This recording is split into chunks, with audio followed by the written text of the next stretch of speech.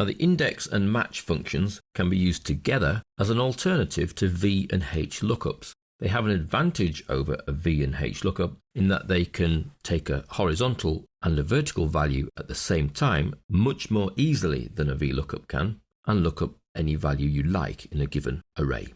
Let's see this in action with our sales file. So if we were to give people the choice of typing a row heading and then a column heading, let's just auto fit that. So in here they might type East, and in here they might type May. What we would then want to return is the value for the East in May. So we're going to use an index function to search our banana array, but then our row number, so which row to pick, is going to be driven by the fact that they've chosen East. So I need to actually embed a match function inside my index function to find out what row number we're dealing with. So we go match the East value in our lookup array, which is going to be these cells here. In fact, let's take total as well, because we might want to look the total up. And then the last part of our match function is going to be an exact match. So we need to find East in that list, close the match function, and then comma to bring us into the next parameter for the index function, which is which column to choose. Well, the column is going to be driven by another match function, which is going to look up whatever they type in here in this list. And again, it's got to be an exact match. So that's 0. So we close brackets for the match function, and then we close brackets for our index function. So we're embedding two match functions inside an index to return a specific cell value from our table of data. When we press return, we get 24. So the sales of bananas for the East in May, which obviously is not correct because the answer should be 3. And we have 24, which is this cell here, which is actually offset by 1, both in the column index and in the row index.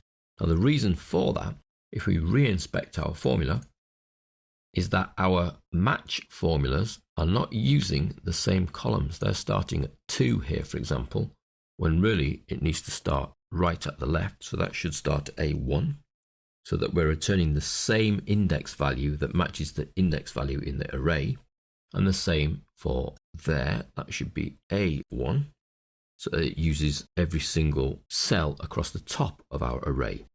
Now we either do that, or we add 1 onto the value that gets returned by the match formula. It's much easier for us to match using the same number of cells across the top of our array that we're using as the index value. And then when we return, we see we get 3. And now this can be replaced with any of our column headings. We could go June, and that would return 7. So June for East.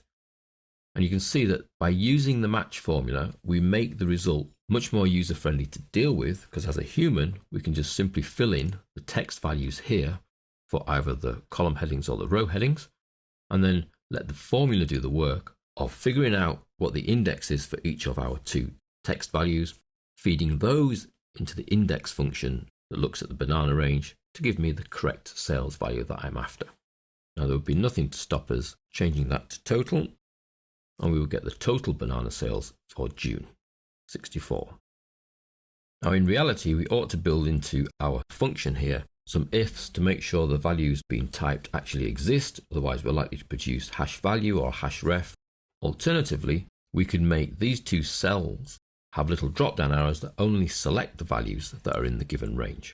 And that's achieved by selecting the cell, going to Data, Data Validation, and we say we're only going to provide a list, and the list for that cell is going to be provided by these values here. Okay, and you can see the drop list then only supplies north, south, east and west.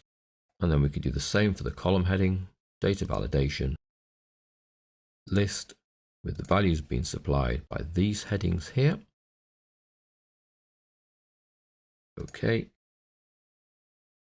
and we can see we can only pick a column heading. So we could pick Q1 for the east and it comes to 10, or we could use the total for Q1, it comes to 271. So we've made a nice little user-friendly lookup interface by having drop lists for each of the row and column headings, and then an index with an embedded match function to do all the work for us.